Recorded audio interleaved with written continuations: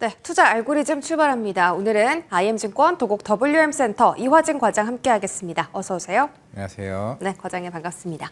먼저 지금 조정장 속에서 옥석 가리기가 필요해 보이는데 보유하신 분들은 이 종목을 들고 갈지 좀 고민되실 것 같고 혹시 이제 신규 진입하시길 원하는 분들은 지금이 들어가기에 맞는 타이밍인지 궁금하실 것 같습니다. 원전 섹터부터 바로 확인해 보시죠. 일단 오늘 그 웨스팅하우스에 로열티를 내야 된다라는 소식과 함께 두산 에너빌리티가 급락하는데요. 이것이 얼마나 장기적으로 악영향을 줄 수 있는 이슈인가 그 무게에 대해서부터 먼저 좀 설명을 해주시죠. 네, 물론 어제 뭐 단독 기사라도 나오긴 했습니다만은 이제 올해 2월달에 이제 웨스팅하우스와 이제 MOU 계약을 맺었죠. 그러면서 어제 뭐 그와 관련된 뭐 계약서들이 뭐 노출이 됐다, 뭐 이런 얘기가 나오고는 있습니다. 우리가 예전에 2009년도 이제 그 아랍에미리트 이제 바라카 원전에도 이제 그 웨스팅하우스와 관련된 이제 APR 1400 관련 로열티를 지급을 했죠. 당시에 한 20조 정도의 이제 소주를 받았습니다. 총 한 원전 한 4기 정도인데 그러면서 한 1조 8천억 정도에 대한 이제 로열티를 지급을 했죠. 그러면 그 비중 자체가 이제 얼마냐가 좀 굉장히 중요할 걸로 보이겠는데 이번에 체코 같은 경우는 이제 두코바니 2기가 있고 추후에 템물린 2기가 또 남아 있습니다. 물론 템물린은 아직까지는 수주 계약을 아직까지 안 했죠. 그러면 이제 두코바니 이제 2기 정도인데 이번에 대략 한 24조인 걸 감안했을 때 원전 1기당 지금 1조라는 이제 로열티 얘기를 나오고 있습니다. 그러면서 굉장히 좀 많이 준 거 아니냐. 그러면 이제 물론 이제 이번에 프랑스의 이제 EDF 이제 원전 회사죠. 전 세계 탑3 안에 드는 이제 원전 시공사입니다. 그 회사가 이제 최근에도 항소 제기를 했었고 계약 관련해서도 여러 가지 제기를 해왔었죠. 물론 이제 우리나라 같은 경우는 저가 수주를 했던 측면이 있었고 그러면서 이제 프랑스 입장에서는 우리는 핵심 부품들을 체코 쪽에 공장을 지어서 너네들의 일자리까지 창출해주겠다는 제안서까지 있었습니다. 그럼에도 불구하고 탈락하다 보니 이제 우리나라 관련해서 뭐 원전 이번 협상에 어떠한 뭐 뒷얘기가 있었는지 여부도 좀 나왔던 부분이 있는 건데 물론 오늘 급락에 대해서 부분은 물론 이제 크게 빠지지는 저는 않았다고 생각을 하고 있습니다. 사실 그렇게 오른 걸 대비해서 그만큼 이제 이런 수익성에 대해서는 좀 시장에서는 노이즈는 좀 있을 수는 있겠지만은 오히려 이번 기회로 인해서 향후에 그 50년 기간이거나 아니면 추후에 SMR 관련된 기술 검증 이슈들 같은 경우는 추후에 좀 협상에 좀 여지가 충분히 좀 있는 거에 따라서 좀 주가에 대한 변동이 좀 생기지 않을까 생각하기 때문에 지금 당장은 좀 노이즈가 있는 상황이기 때문에 당장에 주가 그래도 빠졌네 좀 기회인가에 대한 고민보다는 일단은 정부 쪽에 대한 여러 가지 좀 해명 이슈나 이런 부분들이 나오고 나서 조금 반응을 보고 좀 방향성을 좀 결정하는 게 좀 나을 거라 생각을 하고 있습니다. 그럼 일단은 지금 한 스텝 물러나 있자. 네, 한 스텝 물러나 있자. 근데 만약에 보유자인 분들 같은 경우는 주가가 낮은 부분들은 굳이 여기서 일단 엑시트 하자 그런 생각은 좀 버리시고 아직까지 원전 관련해서는 여러 가지 아직 모멘텀 좀 많이 남아 있다고 생각을 하고 있습니다. 아, 그래요? 그러면 갖고 계신 분들은 어디까지 바라보면 좋고 또 혹시 살려면 어디 정도의 지지라인을 보고 들어가야 돼요? 지금 이제 두산 에너빌리티 이제 기준을 보게 되면 아마 6만 원 초반 정도 수준이지 않을까 좀 생각을 하고 있습니다. 항상 지금 그 박스권 자체로 지금 긴 기간 지금 유지되고 있는 상황이고 아직까지는 템멜린 2기 이제 입찰이 남았고 이제 폴란드 이제 퐁틴루프도 남았죠. 물론 이제 애초에 웨스팅하우스와 관련해서 유럽 쪽은 웨스팅하우스 미국이 그리고 중동 쪽이나 아시아 쪽은 한국 쪽으로 나눠서 같이 회박을 하려고 하는 것 같습니다. 물론 거기에서 이제 여러 가지 비중에 따라서 로열티를 좀 공유하지 않을까 좀 생각을 하고는 있는데 물론 지금 이제 SMR 원전 자체가 워낙 이제 북미 쪽에서 이제 빠르게 이제 진행을 중이 있고 그만큼 이제 트럼프 행정부에서도 원전 관련된 규제들을 계속 꾸준히 지금 완화시키고 있는 측면이기 때문에 이제 대형 원전 같은 경우도 수년이 걸릴 수 있는 심사 기간을 이제 수개월로 단축시켰다는 것 자체는 일단 업황 자체는 분위기는 좋습니다. 왜냐하면은 미국은 당장에 원전을 지을 수 있는 기술 기술력이 좀 부족하기 때문에 우리나라 한수원이 필요할 수밖에 없는 거고 아마 다음 주에 한미 정상회담에서도 이와 관련된 논의가 좀 이루어질 수 있다 좀 생각을 하고 있습니다. 그게 일단 얼마만큼 이제 교제에 대한 부분들이 다시 한번 바뀔 수 있는지 그런 부분들은 제가 볼 때 하긴 하느냐에 따라서 향후에 밸류에이션 리레이팅이 될 수 있는 게 아닌가 생각을 하고 있습니다. 일단 한미 정상회담까지는 좀 기다려봐야겠네요. 하반기에 뉴스케일 파워 SMR 수주권을 앞두고 있는데 두산 에너빌리티가 오늘 기사 내용에 보면 SMR 쪽에서도 기술 자립을 검증을 해야만 그래야만 로열티를 안 내는 것이지 그렇지 않으면 이쪽 SMR 쪽에서도 로열티 내야 된다. 근데 이 계약 기간이 50년이다. 그러면 결국 하반기에 이 앞둔 수주가 결국은 호재인가요? 아니면 악재인가요?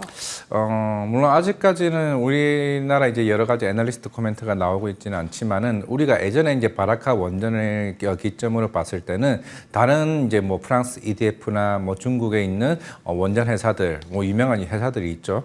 그 회사들과 이제 비교를 했을 때 실제적으로 그런 비용 문제단에서는 이제 바라카 원전이 굉장히 상업화 운전을 하는데 굉장히 크게 좀 성공을 거둔 그런 레퍼런스가 있는 상황입니다. 물론 두산 에너빌리티도 뉴스케일 파워와 22년부터 이제 MOU를 계속 꾸준히 협약을 해왔었고 이번에 이제 두산 밖에서 일주 분할을 내보내게 되면서 한 1조 이상의 이제 차입금으로 창원 쪽에 이제 공장 SMR 원전 공장을 짓죠. 그러면서 이제 그 빅테크 업체들과의 좀 협업 가 이제 SMR 원전을 좀 지을 가능성이 좀 따라 보이고 있습니다. 물론 이제 앵커님이 얘기하셨던 것처럼 향후에 그런 기술 검증과 관련된 로열티 이슈가 부각이 될 수 있긴 하겠지만은 항상 뭐 여러 가지 산업에서는 이런 허들 같은 경우는 항상 넘어야 할 항상 여지는 있다라고 생각을 해봤을 때 그게 어느 정도 마무리가 된다라고 하게 되면은 결국 이 하반기 때 원전이 주도 섹터로 가느냐. 물론 이 업황 자체가 2030년 기준으로 지금 보고 있습니다. 30년부터 본격적으로 매출이 쌓이고 수주가 쌓이고 그때부터 이제 성장하는 궤도이기 때문에 지금 하반기와 내년 상반기는 이 굉장히 중요한 장애물들을 넘어가는 게 중요하다라고 봤을 때는 일단은 한 번은 지켜보자라고 했을 때 업황이 끝났다, 꽃지는 아니다라고 좀 말씀을 드리고 싶습니다. 그럼 마지막으로 하나만 질문 드리면 그 2030년부터 실적이 찍힌다고 하셨잖아요. 그러면 그 밸류를 지금 미리 당겨온 게 6만 원인 거예요? 아니면 더 갈 수 있는 거예요? 일단 체코 원전은 일단 계약이 됐었기 때문에 거기에 따른 이제 밸류를 땡겨온 거죠. 알겠습니다.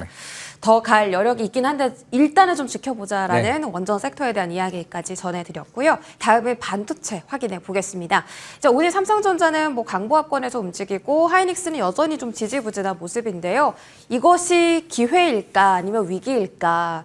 한 2주 전만 하더라도 삼성전자 뭐 파운드리 소식 막 연이어 들려오면서 분위기가 좋았는데 이것이 얼마 가지 못했습니다. 하지만 여전히 많은 애널리스트 분들은 반도체 섹터를 긍정적으로 좀 보고 계시잖아요. 최근의 조정을 어떻게 우리가 해석을 해야 될까요? 기회입니까? 아직은 좀 지켜보자입니까?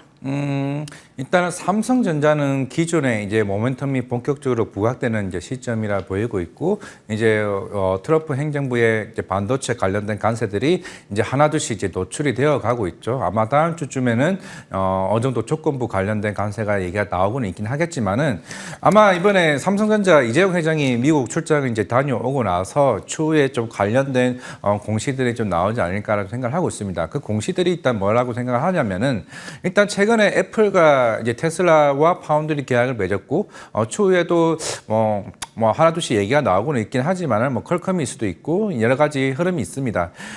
물론 이제 예전에 이제 HBM 관련해서도 뭐 AMD나 이제 브로드콤과 이제 여러 가지 HBM 12단 반도체와 관련된 계약들을 좀 맺어왔었기 때문에 엔비디아 퀄테스트 관련 이슈도 8월 말쯤에 조금 윤곽이 보일 걸로 보이고 있는데 그럼 제가 이제 공식 관련은 무엇이냐라고 좀 고민을 해봤을 때 일단은 지금 트럼프 행정부와 관련된 반도체 미국의 공장 이전에 대한 고민이겠죠. 그러면서 이번에 이미 이재용 회장님과 이제 다음 주에 한미 정상회담 간의 이 흐름을 시점으로 봤을 때 아마 다음 주쯤에는 삼성전자가 미국 쪽의 공장 이전과 관련된 고민들을 아마 공식적으로 하지 않을까. 그러면서 애플과 그런 테슬라와 관련된 파운드리 위탁 계약 생산을 따온 게 게 아닌가 그런 고민이 들고 있습니다. 왜냐하면은 애플도 애초에 25% 관세 매긴다고 했어요. 그러면서 바로 애플 쪽에서 미국에 관련된 투자를 더 크게 얘기를 했죠. 그러면서 애플이 삼성전자와 계약을 맺었습니다. 애플은 애초에 파운드리 관련해서도 삼성전자 예전 했지만은 결국에는 그 삼성전자 결국에는 휴대폰 사업부와 경쟁 관계에 있는 상황이었기 때문에 그 설계와 관련된 기술 유출에 대한 우려가 꾸준히 좀 나왔었기 때문에 TSMC가 갔죠. TSMC는 수율이 80~90%가 나오고 있습니다. 그런데 삼성전자 40~50%를 하는데 굳이 여기를 왔다라는 거는 제가 봤을 때 미국 그런 정부와 좀 여러 가지 협상이 좀 있었지 않을까. 결국엔 관세와 관련해서 이런 협상 등이 아마 테일러팩 관련된 추가 증설 이슈가 부각될 가능성이 좀 있다고 생각하고 있습니다. 그럼 추가 증설 이슈가 있는 거면 미국 공장 중심으로 지금 소부장을 봐야 될까요?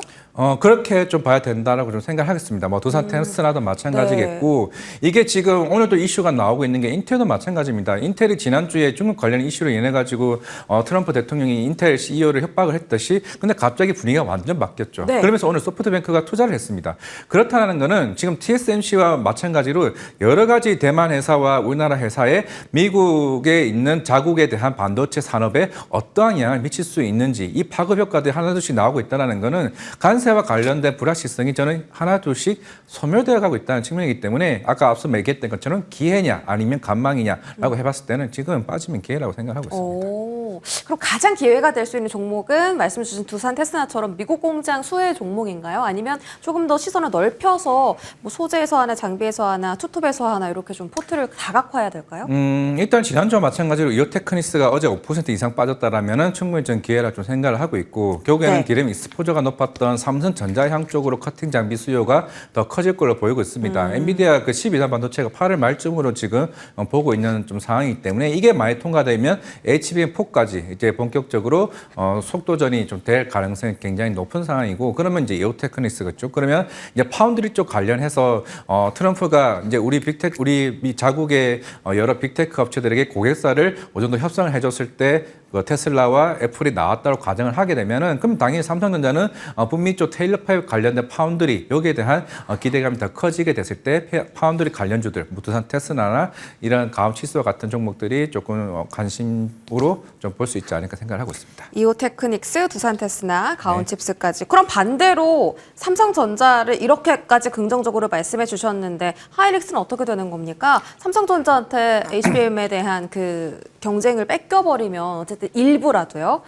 주가에 타격이 있을 것인데 그러면은 하이닉스 포함해서 한미반도체, 테크인 같은 밸류체인 땅까지 전부 다 조금은 길게 조정이 나올까요? 아니요. 일단은 뭐 SK하이닉스는 일단 다음 주에 엔비디아 실적 발표가 있죠. 네. 아마 엔비디아가 그동안 많은 우려가 있었던 루빙 지연 관련된 이슈들 아마 그거를 일단은 해명을 하게 될 거고 내년 하반기에 양산에는 아무 무리가 없다라고 얘기를 할 겁니다. 그리고 이제 이번 달 초였나요? 이제 빅테크 업체들 실적 발표를 이제 했죠. 그러면서 이제 메타도 마찬가지고 알파벳도 그런 AI 캐펙스 투자를 굉장히 늘렸습니다. 그만큼 이제 우리는 AI 칩과 관련된 문제점이 없다라고 얘기를 하고 있을 거고 여기서 이제 물론 이제 AMD 경쟁사와의 이제 향후에 그런 MI350이나 MI400과 관련된 이 경쟁 속에서 우리가 향후에 그런 쿠다 플랫폼이나 여기서 얼마만큼 경쟁을 가져갈 수 있느냐가 주목이 받을 거로 보고 있기 때문에 아마 여기서 SK하이닉스가 반등의 시점이 조금은 나올 수 있다고 생각을 하고 있습니다. 마이크론도 실적 발표 때 얘기를 했죠. 올해 하반기는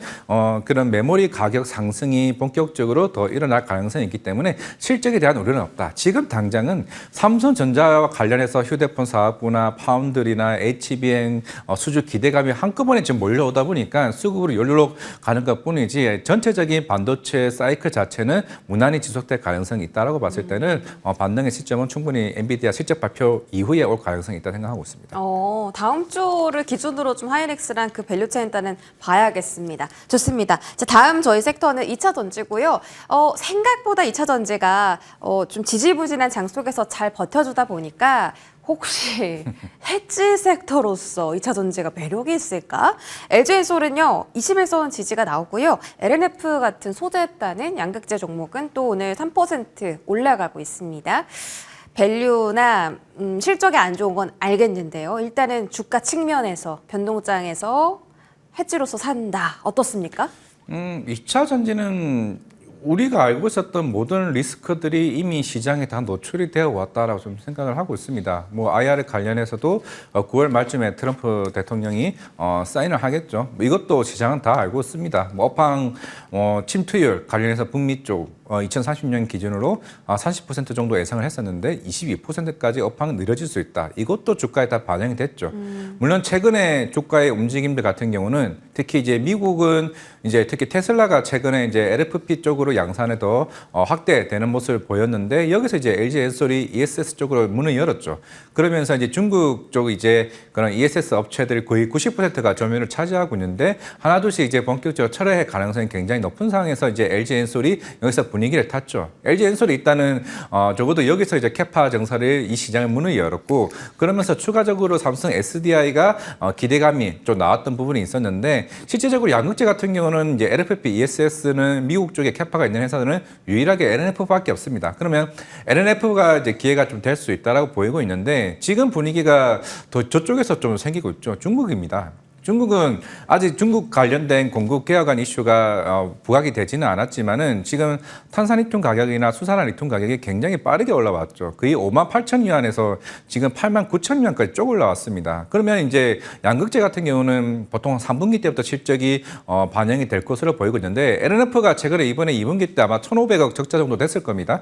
그러면 3분기 때는 적어도 세 자리 숫자로 적자폭이 줄어들 가능성이 있다라고 하게 되면은 결국에는 실적에 대한 개선세 그러면 이제 내년 내후년에 대해서는 전기차 캐집에 대한 얘기들이 하나둘씩 부각이 된다라고 했을 때는 더 이상 전기차나 2차 전지는 나쁠 건 없다 쪽으로 좀 보여야 되는 게 좀 맞지 않나라는 좀 생각을 하고 있습니다. 그럼 나쁠 건 없다 이퀄 투 바닥이다. 바닥은 맞다. 그러면서 어느 정도 쇼커브링 효과도 충분히 좀 나오게 될 거고 네. 이번에 나노 신소재가 8월 14일에 실제 발표가 나왔죠. 1분기 때 아마 3억 정도가 실적이 흑자가 됐는데 이번에 13억 정도 예상됐지만은 15억 넘게 실적이 호전이 됐습니다. 대다수가 2분기 때 후송도 마찬가지고 아마 LG엔솔 실적들이 바뀌었다면 3분기 때는 이제 영업이익에 대한 레버리지 효과가 부각이 되고 아마 에코프로 BM이 코스닥 이전 산장을 재신청할 가능성이 좀 있는 상황이기 때문에 일단 모멘텀은 좀 남아있다고 생각하고 있습니다. 하반기에 제발 부디 좀 실적이 호전됐으면 좋겠고요. 그 LNF 이야기를 잠깐 해주셨는데 미국 공장이 네. 유일하게 있어서 메리트가 있다라고 하셨습니다. 오늘 유일하게 좀 잘 가요, 주가 자체가요. LNF가 혹시 2차 전지의 대장이 될 수도 있을까요?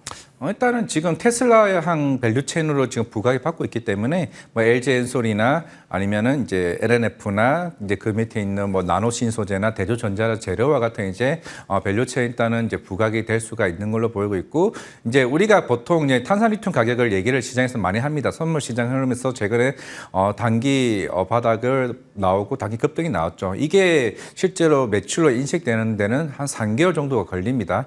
근데 이게 보통 이게 2분기 때부터 주가가 그게 선물 가격이 올라왔었기 때문에 그러면 이제 2분기 이번 실적에 이 정도 충분히 적자폭이 많이 해소가 됐죠. 그러면 3분기 때는 본격적으로 이제 실적에 반영될 가능성이 있는 상황이기 때문에 LNF가 일단은 대장 중 양극재 쪽에서는 대장의 가능성이 좀 있다 생각하고 있습니다.